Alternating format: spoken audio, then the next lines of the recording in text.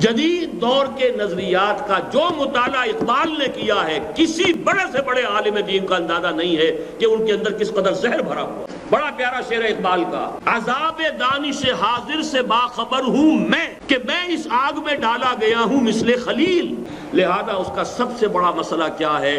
وطنیت، یعنی وطن بحیثیت ایک سیاسی تصور کے۔ اقبال نے جو فتویٰ اس پر دیا ہے وہ سن لیجئے۔ اس دور میں میں اور ہے، جام اور ہے، جم اور، ساقی نے بنا کی روش لطف و ستم اور، تہذیب کے آزر نے ترشوائے صنم اور، مسلم نے بھی تعمیر کیا اپنا حرم اور، ان تازہ خداؤں میں بڑا سب سے وطن ہے، جو پیرہن اس کا ہے وہ مذہب کا کفن ہے۔